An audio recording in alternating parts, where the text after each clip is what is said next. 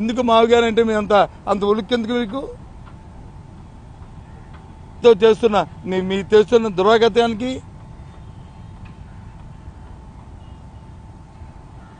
మీరు చేసిన అవినీతికి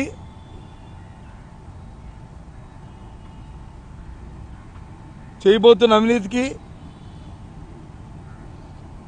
ఈ రాష్ట్ర తాలూకా ఆర్థిక పరిస్థితుల్లో ఇది మంచిది కాదు, ఈ ఉద్దేశం దీనికి కూడా ఆల్టర్నేటివ్ ఉంటే బాగుంటుంది ఆలోచించుకోండి అని చెప్పారు జగన్మోహన్ రెడ్డి గారు. తప్పు మాట్లాడితే నిన్న వచ్చి పెట్టి రివ్యూ పెట్టి అవన్నీ హ్యాండ్ ఓవర్ చేయడం ఎలా చేయడం, మౌలిక సదుపాయాలు ఎలా కల్పించాలి అని ఇప్పుడు ప్రభుత్వంలో కదిలికి వచ్చింది కాదా? వాస్తవం కాదు అది. 2 సంవత్సరాల తర్వాత నేను మాట్లాడిన తర్వాత కదా అది కదిలికి వచ్చింది. మేము పార్టీ మాట్లాడిన తర్వాత కదా. ఇప్పుడు వచ్చి ఎందుకు రాలేదా మీకు కదిలికది? ఎందుకు రాదు? చౌకపర ఆలోపనతో చేతకాని రాతలతో అసభ్యంగా మాట్లాడుకొని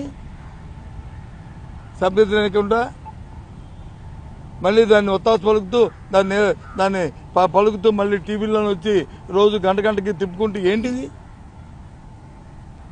మీకు అనిపించలేదు సిగ్గని? నేను మొన్నటి రోజున వచ్చి చూస్తే ఆ పత్రిక ఆ మాటలు ఈ మాటలు ఏంటిది?